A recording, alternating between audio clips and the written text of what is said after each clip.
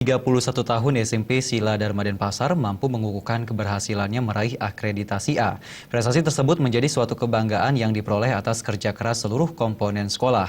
Dan hal tersebut disampaikan Kepala SMP Sila Dharma Denpasar, Wayan Merte, saat perayaan HUT ke-31 sekolah pagi tadi.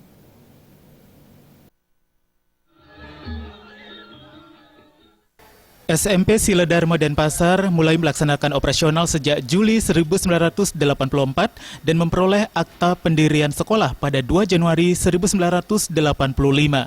Seiring perjalanan waktu, sekolah yang berlokasi di Banjar Tohpati, Kesiman, Kertalangu ini mengalami pasang surut, terutama dalam hal penerimaan siswa. Masa surut terjadi sekitar tahun 2003 dan 2004, di mana saat itu hanya memperoleh 39 siswa. Namun tahun-tahun berikutnya, kepercayaan masyarakat mulai tumbuh dan saat ini sebanyak 366 siswa mengenyam pendidikan di sekolah ini.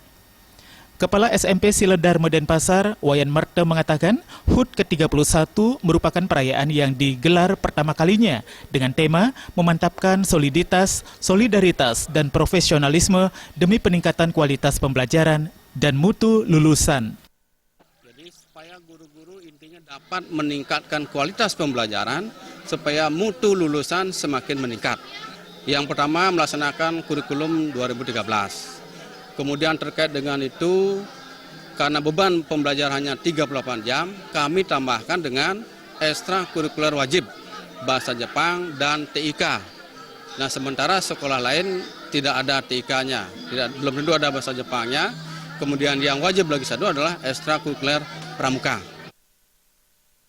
Sementara itu, Ketua Yayasan Putra Budaya Desa Kesiman Kertalangu, Wayan Lami, menyebutkan SMP Sila Dharma Denpasar terus melakukan pembenahan seiring perkembangan sekolah. Di antaranya, saat ini membangun gedung sekolah berlantai 2 yang sudah rampung sekitar 60%.